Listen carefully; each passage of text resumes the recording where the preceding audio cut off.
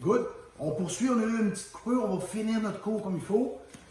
On était rendu à la prise de l'ours. On s'en vient, on va le faire dans le vide pour commencer. Ça va? Que je reprends rapidement, on l'avait fait un petit peu sur l'autre vidéo. Quand mon adversaire vient de m'agripper en arrière, je mets mes mains ici, j'écarte mes jambes, et je vais frapper, jointure, jointure, coup de coude, deuxième coup de coude, ouverture, je me place en garde. On le fait une autre fois. Quand il m'agrippe, je descends, je frappe avec le talon, jointure, jointure, coup de coude, avance, tourne, en garde. Enfin, on va le faire à deux maintenant. Je suis en position ici. Aussitôt qu'elle m'agrippe, je mets mes mains. J'attends pas qu'elle soit rendue. On recommence. Aussitôt qu'il y a contact, je descends. Je viens frapper ici. Frapper sur ces jointures. Si jamais ils sont encore pris là. 1, 2. Là, je vais frapper sur le dessus ici, ça fait mal. Là, je viens ici. Coup de coude. Je reviens de l'autre côté. J'ouvre la porte. Je fais un grand 7 et je me place en main. Une autre fois, super tranquillement. Au contact. Descends. Frappe. Jointure. Jointure. Coup de coude, elle tasse sa tête, coup de coude, je reviens ici et je me replace là. Ça va? Vous remarquez sur ce mouvement-là, ici, là, on a un mouvement qui s'appelle le Tai Sabeki. J'avance et je tourne.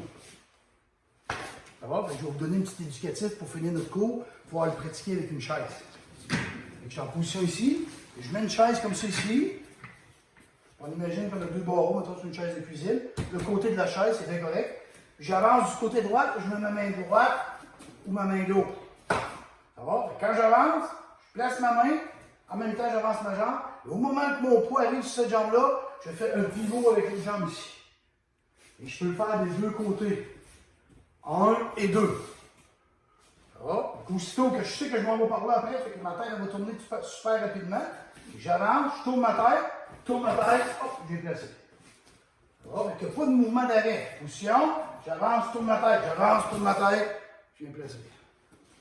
Une autre fois, d'un côté ou de l'autre. Qu'est-ce qui se passe? J'avance cette chambre-là, même bras, rotation, tourne ma tête, et je viens me placer ici. C'est une bonne façon de travailler mon Tai Sabeki. Ça va? Fait qu'on va s'en servir un petit peu partout sur les techniques. Ça va? Exemple, je suis comme ça ici. Sensei Dero vient me frapper. Ça va? Je vais aller bloquer tout simplement. Regarde. Bloc. Là, je vais enchaîner Tai Sabeki pour aller frapper ici. Sur différentes techniques, on va faire la même chose.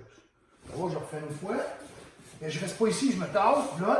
Et de là, je vais tourner pour aller frapper ici. Et je vais me servir de ça partout, comme dans votre prise de l'eau, ce qu'on faisait tantôt, où j'avance ici, puis je vais faire tourner à l'envers.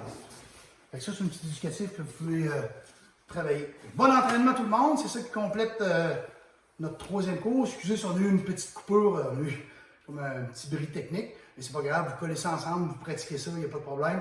On reste sécuritaire, on se lave les mains, on se revoit la semaine prochaine. Salut gang, on fait un salut, ouss!